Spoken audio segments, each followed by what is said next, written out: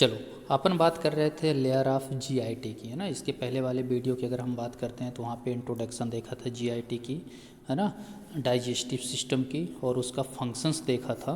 अब इसमें अपन बात करें कि जो हमारा गैस्ट्रो इंटेस्टाइनल ट्रैक होता है, इसके कितने लेयर्स होते हैं, तो इस वीडियो में अपन इसके बारे में डिटेल में बात करेंगे। चलो, अगर गैस्ट्रो इंटेस्टाइनल के लेयर्स के बारे में बात करते हैं तो ईसोफेगस से लेके, मतलब ईसोफेगस का जो लोअर वाला पार्ट्स होता है वहाँ से लेके और एनाल कैनाल तक की अगर हम बात करते हैं तो ये 4 लेयर होती हैं। कितने लेयर होते हैं? 4 लेयर होती हैं। चलो, अब 4 लेयर कौन कौन सी होती हैं? पहला होता है सिरोसा, दूसरा होता है मस्कुलर, तीसरी होती है सब म्यूकोसा, और चौथा होता है म्यूकोसा, है ना। तो ये सीरियल वाइज है, इनको ध्यान रखिएगा। सबसे बाहरी परत जो होती है, सबसे बाहरी लेयर जो होती है उसको अपन सिरोसा बोलते हैं। उसके बाद अंदर की लेयर्स को अपन मस्कुलरीज लेयर बोलते हैं या मसल लेयर बोलते हैं। उसके और अंदर की अगर अपन बात करेंगे तो तीसरी जो लेयर है वो सब म्यूकोसा है, और सबसे इनर वाली लेयर्स की अगर हम बात करेंगे तो म्यूकोसा लेयर है। तो अब इनको 1 बाय 1 अपन देखते हैं। चलिए, तो सबसे पहले अपन बात करेंगे सेरोसा का, है ना। अगर हम सेरोसा की बात करते हैं तो सेरोसा में का दूसरा नाम भी होता है एडवेंटिसिया, है ना। क्या बोलते हैं इसको? एडवेंटिसिया, मतलब चाहे सिरोसा बोलें या एडवेंटिसिया बोलें। तो इसके बाद फिर अपन देखेंगे कि कहाँ पे सिरोसा बोलेंगे और कहाँ पे एडवेंटिसिया बोलेंगे, मतलब क्या रीजन है कि हम इसको सिरोसा भी बोलते हैं और कई जगह एडवेंटिसिया भी बोलते हैं। और दोनों की अगर हम बात करते हैं तो एक अनादर वर्ड से जाना जाता है जिसको अपन पेरिटोनियम लेयर भी बोलते हैं, है ना। तो याद रखिएगा कि जो सेरोसा और एडवेंटिसिया है इसको एक अदर नाम से भी जाना जाता है जिसको अपन पेरिटोनियम लेयर भी बोलते हैं। चलो, अगर बेसिकली अपन सिरोसा की बात करते हैं, किसकी बात करते हैं? सिरोसा की बात करते हैं, तो सिरोसा में सेरस मेम्ब्रेन प्रेजेंट्स होता है। क्या प्रेजेंट्स होता है? सेरस मेम्ब्रेन। अब सेरस मेम्ब्रेन की अगर बात करते हैं ये किससे मिलके बनी होती है, तो सेरस मेम्ब्रेन जो होती है वो एरियोलर कनेक्टिव टिश्यू और साथ में सिंपल स्क्वैमस एपिथेलियम टिश्यू से मिलके बनी होती है ना। तो याद रखिएगा कि जो सेरोसा लेयर है तो वो सेरस मेम्ब्रेन से बनी होती है, जो कि सेरस मेम्ब्रेन हमारी एरियोलर कनेक्टिव टिश्यू से और मतलब सिंपल स्क्वैमस एपिथेलियम टिश्यू से मिलके बनी होती है, ठीक है, जिसको अपन मीसोथेलियम भी बोलते हैं। अगर सिंपल स्क्वैमस एपिथेलियम की बात करें तो इसका दूसरा नाम क्या है? मीसोथेलियम। चलो, लेकिन अगर ईसोफेगस की बात करते हैं, किसकी बात करते हैं? ईसोफेगस की बात करते हैं। चलो, ये ईसोफेगस में जो सिरोसा होता है वो लॉक होता है, मतलब ईसोफेगस में हमने पहले ही देखा था कि जो ये 4 लेयर्स हैं वो ईसोफेगस के लोअर वाले पार्ट से 4 लेयर स्टार्ट होता है। लेकिन ईसोफेगस में अगर सिरोसा की बात करते हैं वो अब्सेंट होता है। क्यों?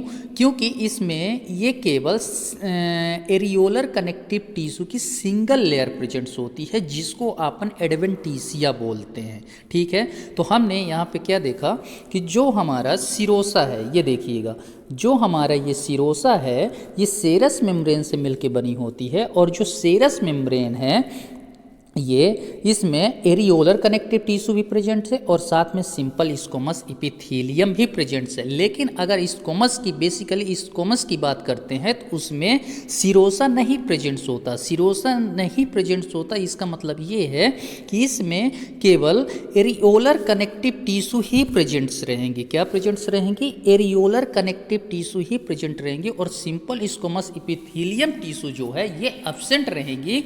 यही कारण है कि अगर सिंपल स्क्वैमस एपिथेलियम टिश्यू बस है, नहीं, अगर एरियोलर कनेक्टिव टिश्यू बस है तो उसको अपन क्या बोलेंगे? एडवेंटिसिया। लेकिन इसी के साथ अगर हमारा सिंपल स्क्वैमस एपिथेलियम टिश्यू भी है तो ये हमारा क्या कहलाता है? सेरोसा। इस चीज़ को ध्यान रखिएगा, ठीक है। तो ये हमारी जीआईटी की सबसे आउटर मोस्ट लेयर है, जिसको अपन क्या बोलते हैं, सेरोसा या एडवेंटिसिया, या इसी का एक और नाम है जिसको अपन क्या बोलते हैं, पेरिटोनियम, ये, ठीक है। चलिए अब नेक्स्ट वाली अपन लेयर्स की बात करते हैं, जो कि हमारा क्या है, मस्कुलरीज या मसल्स लेयर है ना। ये क्या है, मस्कुलरीज या मसल्स लेयर, मतलब नाम से ही स्पष्ट है, मस्कुलरीज मतलब ये वाली जो लेयर्स हैं ये डायरेक्टली और किसकी बनी होती हैं, मसल्स की बनी होंगी।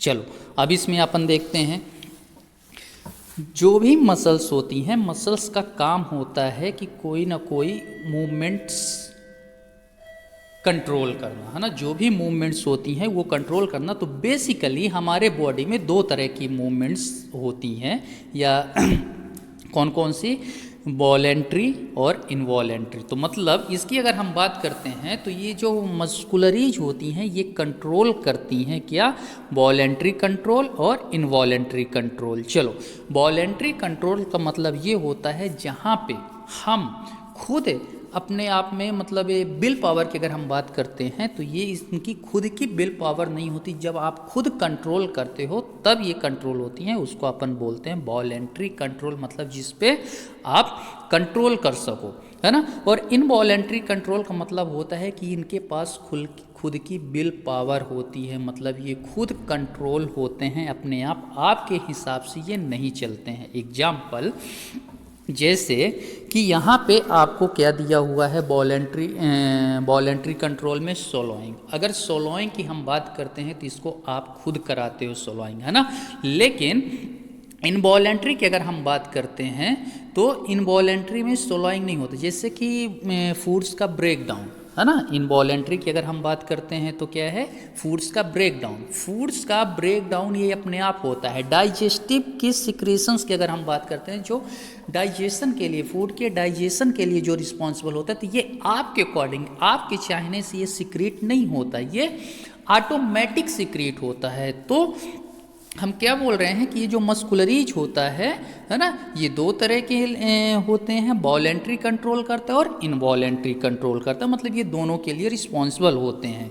चलिए इसके बाद फिर अपन बात करते हैं सबसे पहले वॉलेंट्री कंट्रोल का। तो वॉलेंट्री कंट्रोल में जैसे कि हमने एग्जाम्पल देखा क्या है, सोलोइंग, क्या है, सोलोइंग करना। अब सोलोइंग की अगर हम बात करते हैं तो माउथ है, फेराइंग्स है, एंड सुपीरियर और मिडिल पार्ट ऑफ इसोफेगस का भी है ना। तो यहाँ तक जो कैसा कंट्रोलिंग पावर होती है, मतलब वॉलेंट्री, मतलब खुद की इनकी कंट्रोलिंग नहीं होती है, जब आप चाहते हो तब ये कंट्रोलिंग होती है। मतलब माउथ की अगर बात करें तो माउथ जब आप खुद से चबाओगे फूड्स को तब ये काम करेंगे। निगलने की, फेराइंग्स की बात करें तो कई बार ऐसा होता है कि हम फूड्स को निगलते हैं और उसको फिर से मुंह पे ला लेते हैं, मतलब ये आपके अकॉर्डिंग काम कर रहा है। तो ये कैसे मसल्स हैं, वॉलेंट्री कंट्रोल मसल्स हैं, है ना। और साथ में अपन बात करेंगे तो स्केलेटल मसल्स जितनी भी होती हैं वो सब के सब वॉलेंट्री कंट्रोल मसल्स होती हैं, ध्यान रखिएगा इस चीज़ को, है ना। तो अपन जीआईटी की बात कर रहे हैं तो जीआईटी में मस्कुलरी मतलब सेकंड लेयर की बात कर रहे हैं, है ना। तो सेकेंड लेयर में ये दो तरह की प्रेजेंट्स होती हैं, वॉलेंट्री कंट्रोल मसल्स और इनवॉलेंट्री कंट्रोल मसल्स, जो कि मसल्स की बनी होती हैं, इसीलिए इनका नाम क्या है, मस्कुलरीज है। चलो वॉलेंट्री कंट्रोल मसल्स की अगर हम मतलब मसल्स की बात करते हैं तो जैसे कि बेस्ट एग्जांपल हम सोलोइंग कराते हैं, है ना। हम सोलोइंग कराते हैं तो सोलोइंग में जैसे कि माउथ हो गई और फेराइंग्स हो गई, यहाँ तक कि हमारी खुद की कंट्रोलिंग रहती है ना। जब हम चाहें तब फूड्स को निगल सकते हैं और जब चाहें तो मुंह पे वापस ला सकते हैं फेराइंग्स के कुछ रीजन से। चलो और साथ में इसोफेगस का कुछ रीजन है ना, जो सुपीरियर और मिडिल पार्ट है, इसीलिए बोला गया है। स्टार्टिंग में आप अगर हेडिंग में थोड़ा सा ध्यान देंगे तो यहाँ पे लिखा हुआ है कि ये जो जीआईटी का जो लेयर्स है ये इसोफेगस के लोअर वाले पार्ट से 4 लेयर्स प्रेजेंट है ना। चलो इसके बाद फिर अपन नेक्स्ट बात करेंगे इनवॉलेंट्री कंट्रोल की, है ना। इनवॉलेंट्री कंट्रोल मतलब जैसे कि हम फूड्स का ब्रेक डाउन होना अपने आप होता है, जैसे ये स्टमक में गया फूड का ब्रेक डाउन होना स्टार्ट हो जाता है, और डाइजेस्टिव सिक्रेशंस जो होती हैं इनका सिक्रेशंस ऑटोमेटिक स्टार्ट हो जाता है। इसका मतलब ये है कि ये कैसे मसल्स हैं, इनवॉलेंट्री कंट्रोल मसल्स हैं जिनमें खुद की विल पावर होती है ना।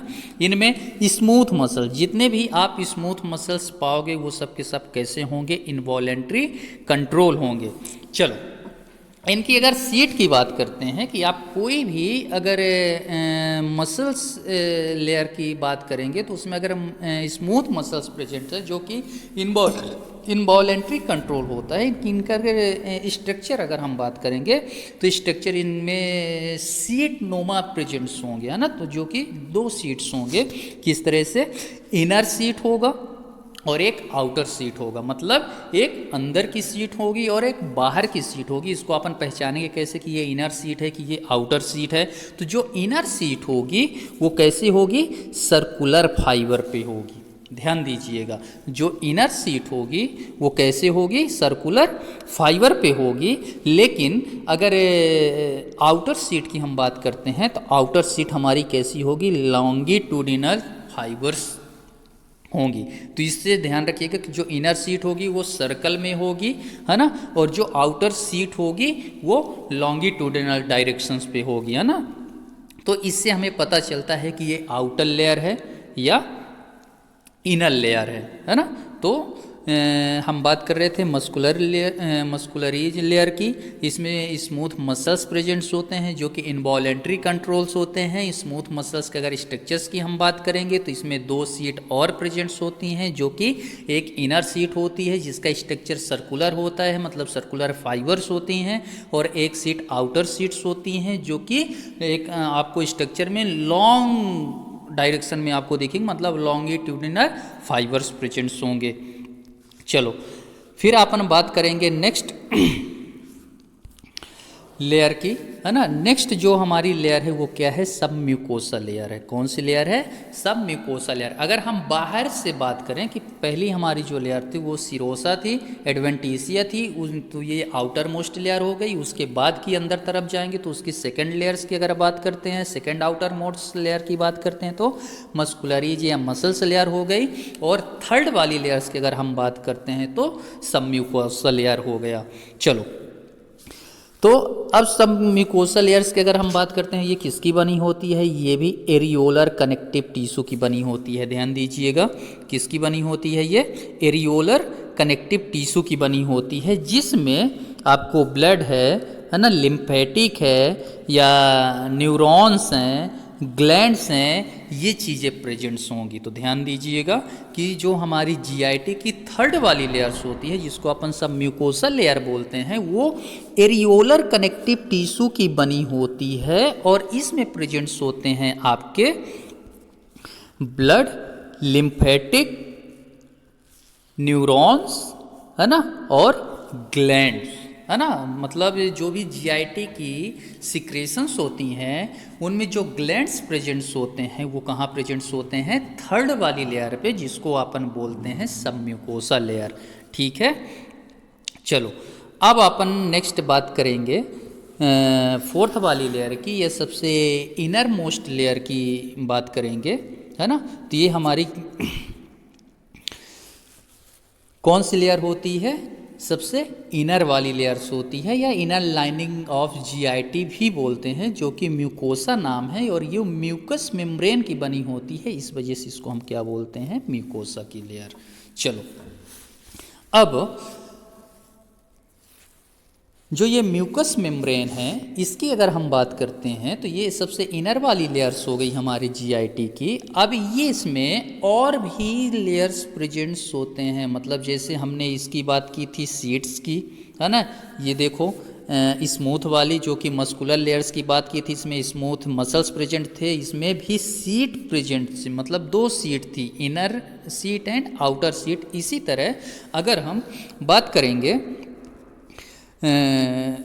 अपने म्यूकोसा वाली लेयर्स की, तो ये भी म्यूकस मेम्ब्रेन की बनी होती है, और जो म्यूकस मेम्ब्रेन होते हैं, है ना, इनमें आपको एपिथेलियम लेयर भी देखने को मिलेगी, साथ में कनेक्टिव लेयर भी देखने को मिलेगी और स्मूथ मसल्स की लेयर भी देखने को मिलेगी। तो ये चीज़ ध्यान रखिएगा कि जो हमारी म्यूकस मेम्ब्रेन होती है और ये सबसे इनर मोस्ट लेयर होती है ऑर्गन्स की, मतलब जीआईटी की, तो इसमें एपिथेलियम की लेयर भी प्रेजेंट्स होंगे, है ना, और कनेक्टिव टिश्यू की भी लेयर प्रेजेंट्स होंगे और स्मूथ मसल्स की भी लेयर प्रेजेंट्स होंगी। अब इनको वन बाय वन देखते हैं। अगर अपन बात करते हैं एपिथेलियम लेयर की, तो epithelium layer mainly non keratinize stratified squamous epithelium होती है ना। कौन सी होती है? अगर एपिथेलियम लेयर्स की अपन बात करते हैं तो non keratinised stratified squamous epithelium tissue होती है ना। इसकी लेयर बनी होती है जिसको अपन एपिथेलियम लेयर बोलते हैं म्यूकस मेम्ब्रेन की। इसका फंक्शंस क्या होता है? सबसे पहले फंक्शंस होता है प्रोटेक्शन करना, मतलब ये प्रोटेक्ट करती है, साथ में सिक्रेशंस भी करता है ना, क्योंकि इसके अंदर की अगर लेयर्स की बात करते हैं सब म्यूकोसा था, सब म्यूकोसा में ग्लैंड्स प्रेजेंट्स हैं, वहाँ से सिक्रेशंस मतलब सिक्रीट्स होंगी, है ना। तो इसके द्वारा क्या होगा? बाहर आएगा ऑर्गन में, है ना। तो ये क्या करता है? प्रोटेक्ट भी करता है, सिक्रेशंस भी करता है, साथ में ये एब्जॉर्प्शन का भी काम करता है ना। फूड्स जैसे डाइजेस्ट होगा, डाइजेस्ट होने के बाद ये किससे एब्जॉर्ब होता है? म्यूकस मेम्ब्रेन, क्योंकि ये सबसे इनर मोस्ट लेयर होती है। जब इससे एब्जॉर्ब होगा इसके बाद ही तो फिर पहुंच पाएगा हमारे ब्लड में, है ना, जो कि कहाँ पे प्रेजेंट है? सब म्यूकोसा वाले लेयर्स पे प्रेजेंट है। तो जब तक इसको क्रॉस नहीं करेगा, इससे एब्जॉर्ब नहीं होगा, तो सब म्यूकोसा वाले लेयर पे कैसे पहुंचेगा, है ना। तो ध्यान रखिएगा कि म्यूकस मेम्ब्रेन जो होती है, हम ऐसा भी बोल सकते हैं कि ये म्यूकस मेम्ब्रेन का भी फंक्शंस है, लेकिन यहाँ पे अपन ने क्लासीफाई करके देख रहे हैं। तो सबसे पहले किसका है? एपिथेलियम लेयर का। तो इसका काम क्या होता है? प्रोटेक्ट करना, सिक्रेशन करना, एब्जॉर्ब करना, जो कि non keratinize stratified squamous epithelium tissue की बनी होती है। चलिए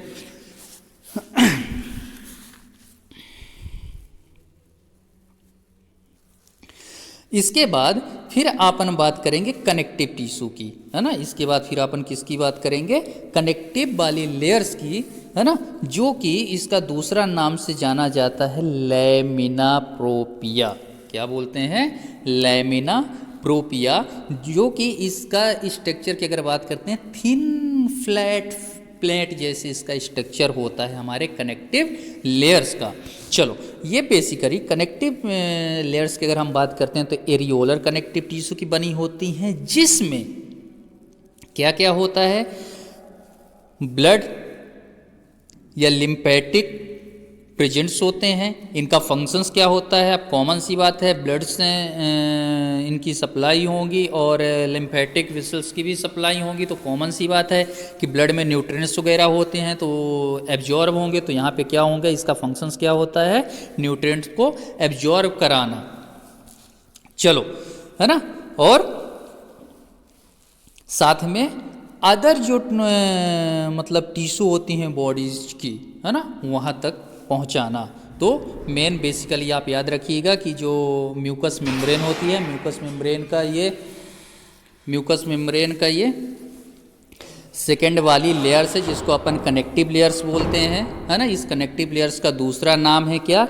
लैमिना प्रोपिया, जो कि एरियोलर कनेक्टिव टिश्यू की बनी होती है। इस पे ब्लड वेसल्स और लिम्फेटिक वेसल्स भी प्रेजेंट्स होते हैं, जो कि न्यूट्रिशंस के लिए रिस्पॉन्सिबल होते हैं। चलो, इसके बाद फिर अपन नेक्स्ट बात करेंगे स्मूथ मसल्स वाली लेयर पे, है ना। किसकी बात करेंगे? स्मूथ मसल्स वाली लेयर पे, जो कि म्यूकस मेम्ब्रेन की एक थिन लेयर्स है ना। इसको अपन दूसरे नाम से भी जानते हैं, जिसको बोलते हैं मस्कुलरीज म्यूकोसाई। क्या बोलते हैं? मस्कुलरीज म्यूकोसाई। ध्यान रखिएगा, स्मूथ मसल्स की एक लेयर्स होती है जो कि म्यूकस मेम्ब्रेन में प्रेजेंट होती है, उसका एक दूसरा नाम है, दूसरे नाम से जाना जाता है, जिसको बोलते हैं मस्कुलरीज म्यूकोसाई। इसका मेन फंक्शंस क्या होता है कि ये सरफेस एरिया प्रोवाइड कराता है, मतलब फूड्स के अगर डाइजेशंस की बात करें या एब्जॉर्शंस की बात करें, किसकी बात करें, फूड्स के डाइजेशंस की बात करें या एब्जॉर्शंस की बात करें, इसके लिए ये सरफेस एरिया को प्रोवाइड कराता है, मतलब इंक्रीज कराता है, ताकि ज़्यादा से ज़्यादा या सही तरीके से डाइजेशन हो सके और डाइजेशन होने के बाद इसका एब्जॉर्शन भी हो सके, है ना। तो हमने आज की इस वीडियो में क्या देखा कि जीआईटी की जो लेयर्स हैं, है ना, तो ये लेयर्स के बारे में पढ़ा है। अब अपन नेक्स्ट जो वीडियो पे या नेक्स्ट लेक्चर पे अपन इनके ऑर्गन्स के बारे में पढ़ेंगे।